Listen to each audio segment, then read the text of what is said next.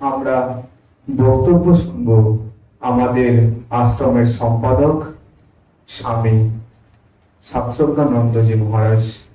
আপনাকে মঞ্চে আসতে অনুরোধ করছি আমাদের কিছু কথা বলার জন্য।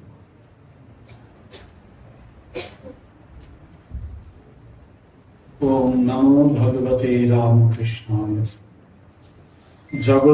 জগৎ গুরু ভগবান শ্রী রামকৃষ্ণদেব, জগৎজননী শ্রীমা সারদা দেবী, যুগাচার্য স্বামী বিবেকানন্দ এবং আজকে যার উদ্দেশ্যে এই দিনটি পালিত হচ্ছে, প্রতি বছরই হয়, সেই অসামান্য দার্শনিক প্রজ্ঞাবান ব্যক্তিত্ব ডক্টর সর্বপল্লী রাধাকৃষ্ণন, এদের প্রতি আমার ভক্তিপূর্ণ প্রণাম নিবেদন করি।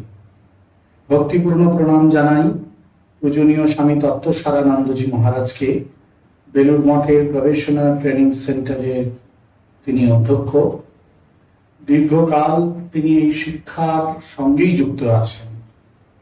পশ্চিমবঙ্গেও শুধু কেন, ভারতবর্ষেও এডুকেশন, থিওরি এবং প্র্যাকটিস অফ এডুকেশন নিয়ে যারা অগ্রগণ্য বর্তমান চিন্তাবিদ, যাদের কথা অনেকেই শোনেন, মহারাজ, পূজনীয় মহারাজ তাদের অন্যতম।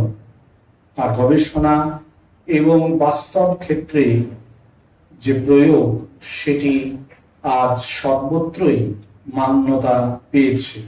দীর্ঘদিন রামকৃষ্ণ মিশন শিক্ষণ মন্দির নামক মহাবিদ্যালয়, শিক্ষণ মহাবিদ্যালয়ের অধ্যক্ষ ছিলেন। বিদ্যালয়েরও প্রধান শিক্ষক ছিলেন সরিষা। তার ছাত্র এখানে উপস্থিত আছে। তা এই এমন একজন মানুষ যিনি আজকের দিনে এসেছেন, আমরা তার কাছ থেকেই মুখ্যত শুনব। তাকে আমার ব্যক্তিগত এবং সবার পক্ষ থেকে আবারও প্রণাম জানাই। উপস্থিত আছেন অন্যান্য প্রবীণ সন্ন্যাসীরা, তাদেরকে আমার ভক্তিপূর্ণ প্রণাম নিবেদন করি। ব্রহ্মচারী মহারাজদের আমার শ্রদ্ধা, নমস্কার, কৃতজ্ঞতা জানাই। যারা শিক্ষক এবং শিক্ষা কর্মী রয়েছেন, তাদের সবাইকে এই প্রতিষ্ঠানের ব্লাইন্ড বয়েজ একাডেমি, টিআইটি, ভিএইচএ, আমাদের শিশু বিদ্যাবিধি বা ইউথ ফর জবের যারা শিক্ষক এবং শিক্ষাকর্মী, সবাইকে আমার আন্তরিক শ্রদ্ধা নমস্কার জানাই। বিশেষত আজকের দিনের জন্য বিশেষভাবে শ্রদ্ধা নমস্কার জানাই। আর সামনে যে ছাত্ররা তোমরা বসে রয়েছ, তোমাদেরকেও আমার শ্রদ্ধা নমস্কার জানাই। তোমরা যখন শিক্ষক হয়ে উঠবে, তোমাদের সেই শিক্ষকতার অপূর্ব সোনার মুহূর্তকে দেখে যাওয়ার সুযোগ হয়তো আমাদের থাকবে না, কিন্তু আগামী দিনের সেই বরেণ্য শিক্ষকদের আগাম আমাদের আজকের অভিবাদন, শ্রদ্ধা ও নমস্কার জানাই। আজকের দিনটা সবাই শুনলেন যে ডক্টর রাধাকৃষ্ণনের জন্মদিন এবং শিক্ষক দিবস হিসেবে পালিত। আমাদের সমাজে শিক্ষকতার পেশা কখনোই পেশা নয়, এটি ব্রত, এটি নেশা। এই ব্রত যখন আমাদের জীবনকে, আমাদের ব্যক্তিগত আচরণকে, চিন্তা ভাবনাকে প্রভাবিত করতে পারে, তখনই কিন্তু আসলে শিক্ষাদান প্রক্রিয়া পূর্ণ হয়ে ওঠে।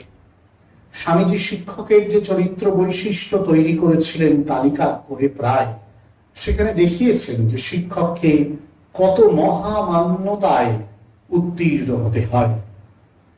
আজকের যে দুঃসময় আমাদের চোখের সামনে বয়ে চলেছে, সেই দুঃসময়ের প্রেক্ষিতেই বিশেষ করে মনে হয় সমাজে শিক্ষকতার পেশাকে, শিক্ষকতার ব্রতে পুনরায় ফিরিয়ে আনার জন্য আমাদের সর্বতোভাবে আত্মনিয়োগ করা উচিত।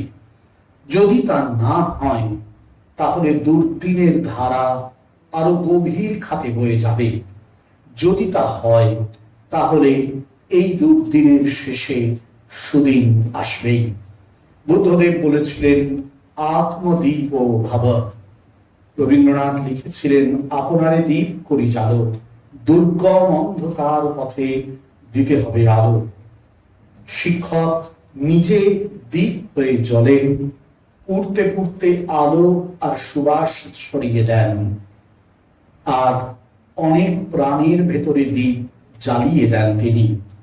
সেই দীপ জ্বালানোর প্রক্রিয়া যদি নিত্যকাল বহমান থাকে, তাহলে আমাদের এই প্রার্থনা চিরকাল জয়ী হবে।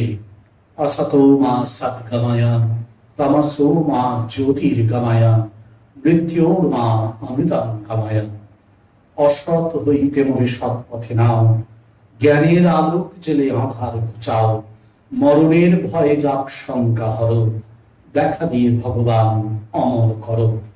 মৃত্যু পরিকীর্ণ এই ক্লান্ত দুঃসময়ের দেশে আজ এই অসততা থেকে সততায়, এই অজ্ঞান থেকে জ্ঞানে, এই নিত্য মৃত্যু থেকে নিত্য অমরত্বের পথে যাত্রা দায় কিন্তু নিতে হবে শিক্ষকদের, এই কালের বা আগামী সমস্ত স্তরের শিক্ষকদের। সেই প্রার্থনাই ভগবানের চরণে করি। ডক্টর রাধাকৃষ্ণনের কাছেও সেই আশীর্বাদ চেয়ে নিই, যাতে বর্তমান প্রজন্ম থেকে উত্তর সাধকরা সকলেই এই সত্য, এই জ্ঞান, এই নিত্য অমরত্বের পথে যাত্রার পথ দেখিয়ে পথ নির্মাণ করে এই দুঃসময়ের সমস্ত আবর্জনাকে দূরে সরিয়ে রাখতে পারে। ধন্যবাদ, নমস্কার।